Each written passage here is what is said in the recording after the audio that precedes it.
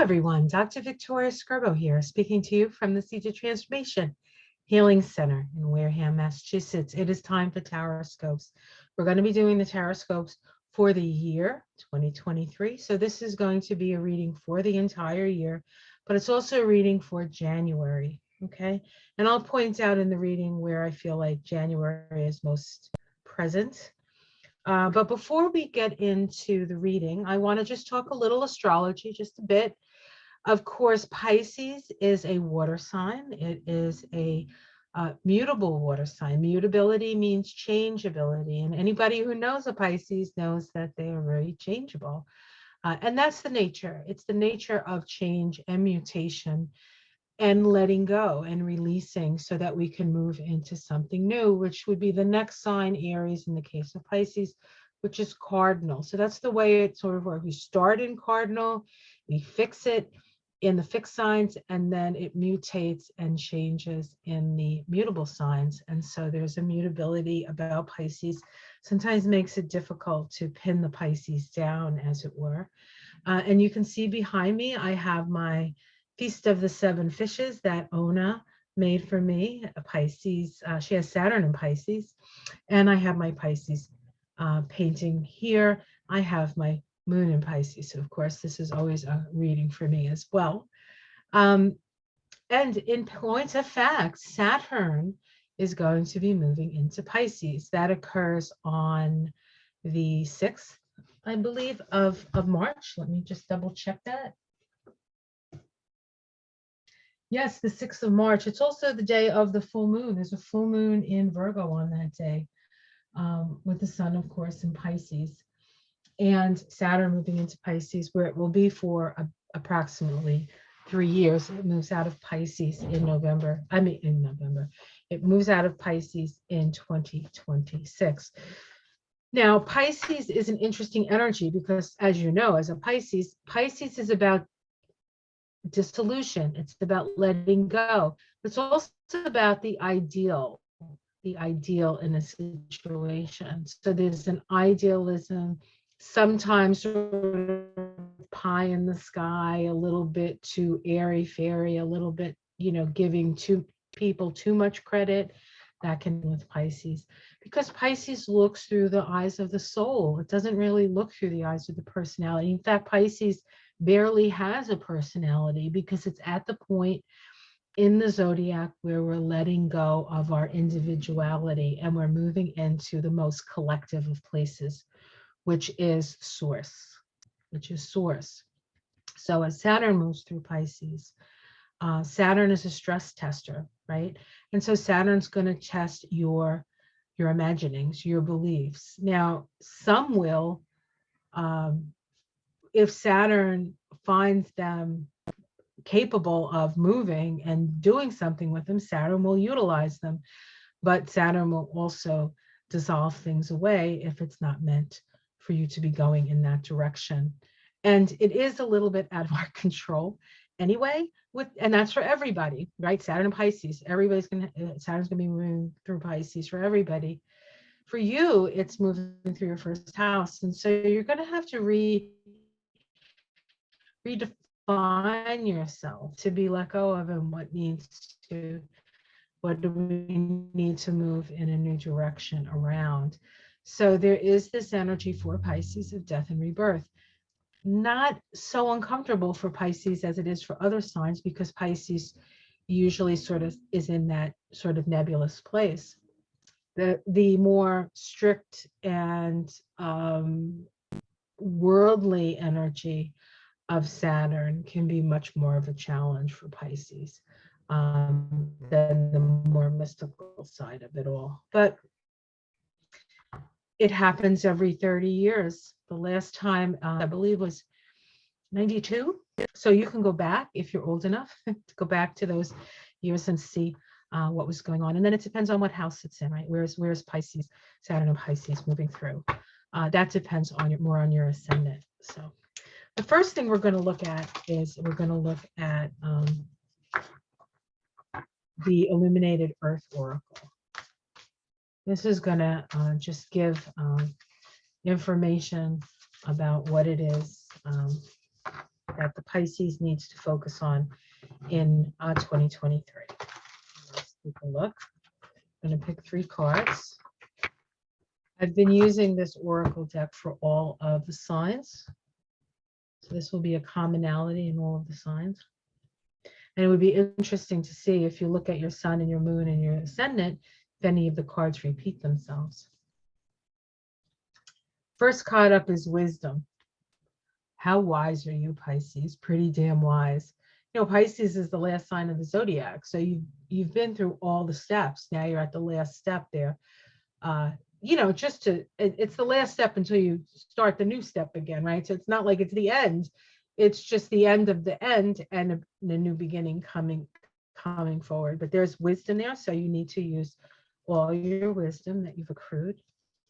The meandering path, right? There are times to the center of yourself, and there are times when you're sort of out to the edges, things. It is the nature that we sort of go and meander, but as we go up the path, we get closer and closer to the center. So this about really, this card reminds me of the path to go home, right? The path of returning home to spirit. And plants, plant medicine, speaking to plants.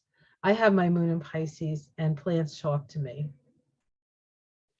I'll be, you know, I'll just be sitting minding my own business and, you know, the ficus says, hey, I'm thirsty. I don't look at the ficus. I don't stick my finger in the dirt to see if it's thirsty. It tells me. You might have that capacity as a Pisces. This can also be plant medicine.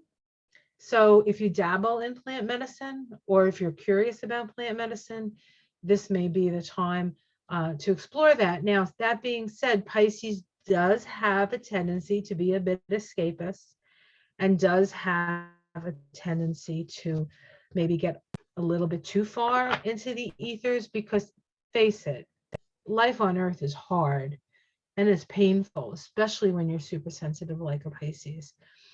So plant medicine is good if you're not using it to escape, if you're using it for your illumination, but that's your choice, and you know who you are and you know if that's going to be good for you or not, I think. And of course, anytime you're working with this kind of stuff, because it needs to be worked with from a very spiritual perspective. And you need to have somebody guide you. It's not something you necessarily want to just do on your own. So be aware of that. So there is wisdom come through the path and the energy of the plants. So these are your cards, Pisces, for the year. Okay. Now we're going to do a card reading, and I am going to use the sorry, my hand cream. Let's move that. Sitting on top of my cards here. I think I want to use this deck right here. This is the Navigators Tarot of the Mystic Sea. I like it because it's very Pisces. The actual title is very Pisces. The cards are not all Pisces, but the title is. So we'll work with this deck. I often use this to look at Pisces. So let's see what is in store for Pisces for 2023. What is in store for Pisces? Or as they say in Spanish, Pisces.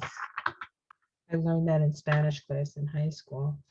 I like Pisces better than Pisces, but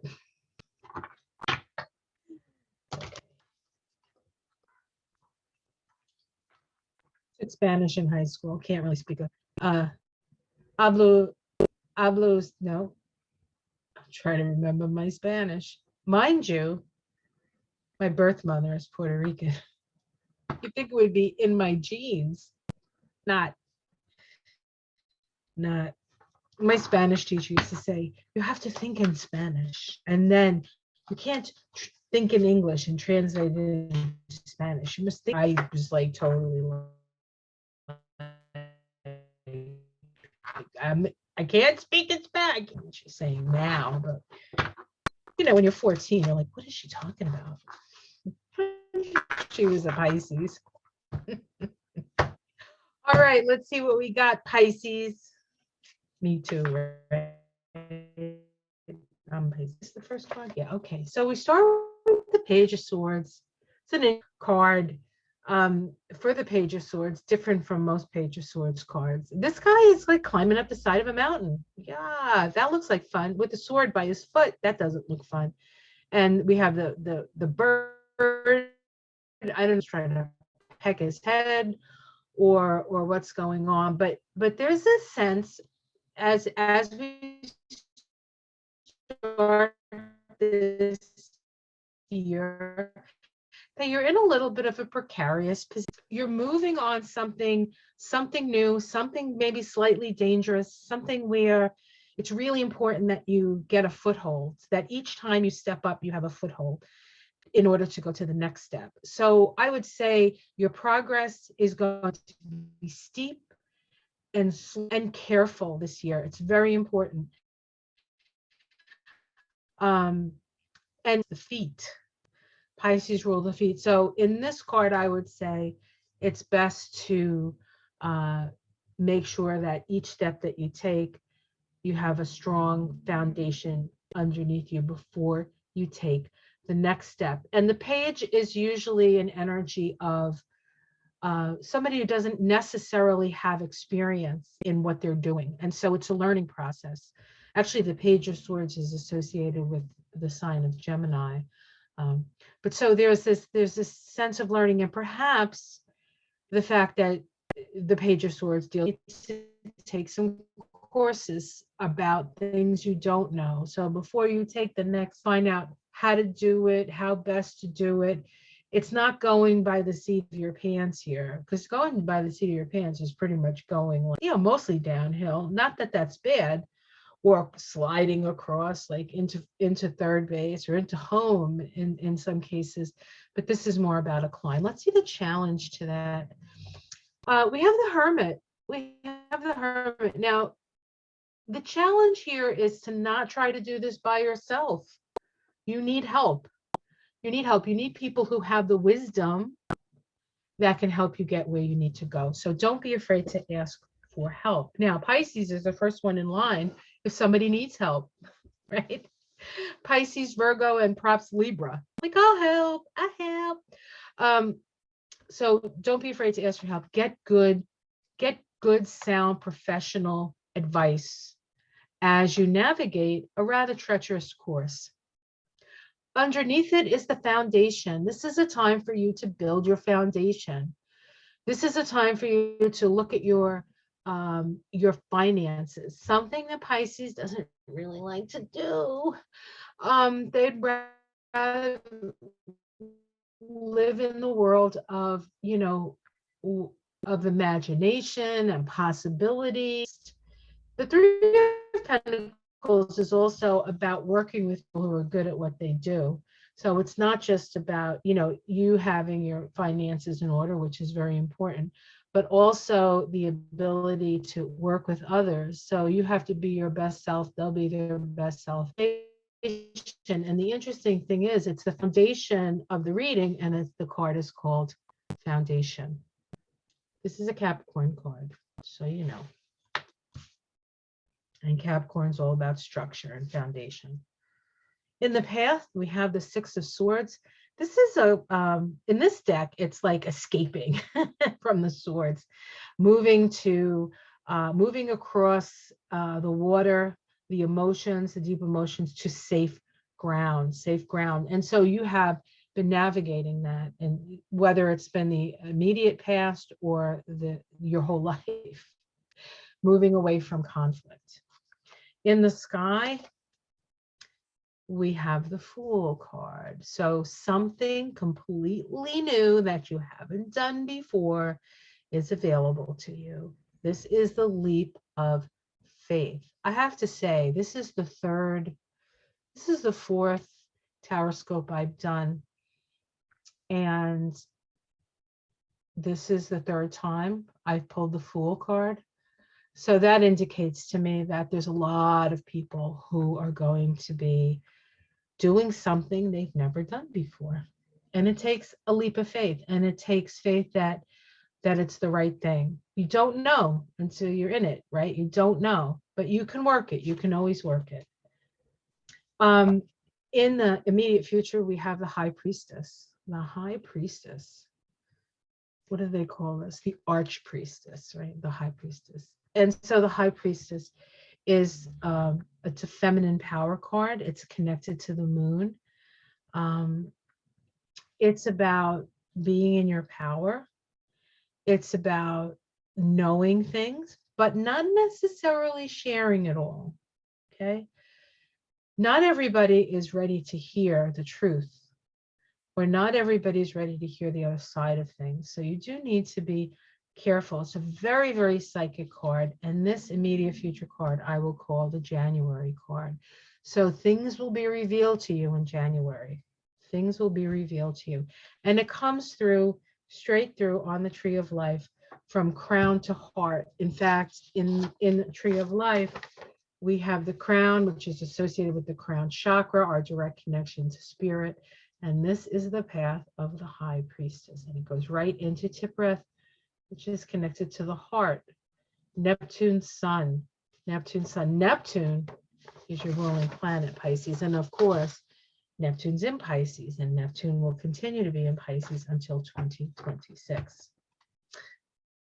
How it's seen from the outside, an ending for you. There's an ending around something. Those, maybe the end of the way of thinking, or just generally a part of your life that's done, and now you're on to the next thing, and people recognize that. Your domestic situation, the Queen of Pentacles. This is knowing your value, knowing what you have that is of value.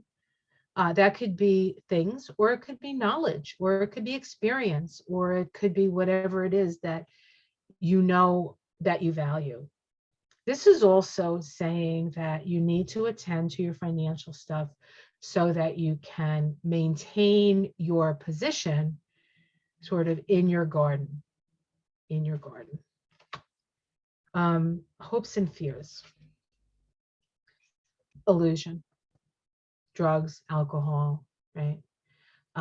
Again, if you're getting into plant medicine and you have escapist or addictive tendencies, that may not be the best thing for you.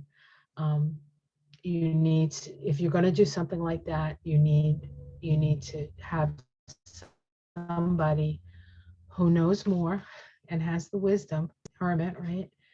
To help you. You can't do it by yourself. Don't do it by yourself. And the outcome is the Lover's card, which is about choice. So you'll have a choice. You'll have a decision to make. It's also about love. The Lover's card is about, choosing the other. So it's possible that there's a new relationship in your future. And that could be part of the 10 of Swords, right? Something ends and then something begins. But it's up to you as to what you want to do. Underneath it all, we have the 5 of Wands. 5 of Wands is a little chaotic, but it is highly creative. We can see all that lightning up there. So it's like highly creative for ideas, but it can be chaotic, and there can be some, melee energy with that. We have the Page of Wands, which tells us to keep your ears open, psychic things coming to you, right? This guy is walking through fire, actually. Walking through fire. What is that down there? Oh, it's an armadillo. That's an armadillo. An armadillo has its protection on its back, right?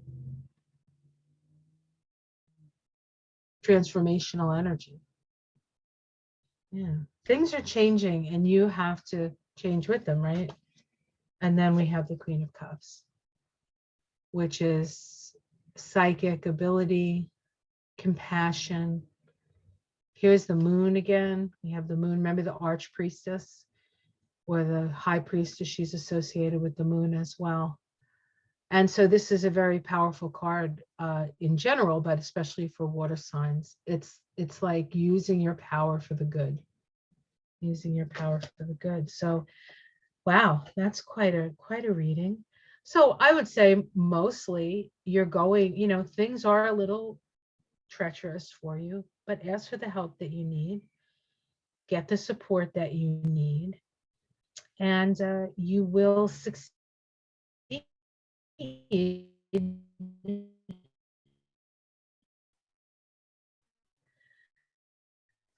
If you're careful, you're thoughtful, um, it's time for you to reflect.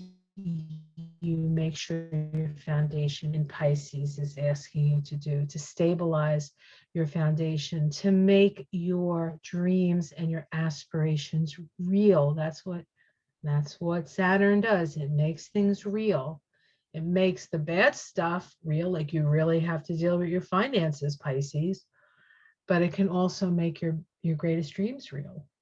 But you need to balance the details of living on planet Earth with the inspirational tendencies and abilities and capacities of the Pisces. All right, guys, have yourself a wonderful year, a wonderful month. I'll see you again at the end of January. Until then, you can check out my channel, Kabbalah. And if you're really interested in my work and you'd like to help support me so I could do more of it, and link below. So whatever it is that you choose, you can just even just give me a thumbs up. Very helpful. So more and more people can see this. So if it's helpful for you, it may be helpful for somebody else. Okay, guys, take care. Much love. Namaste.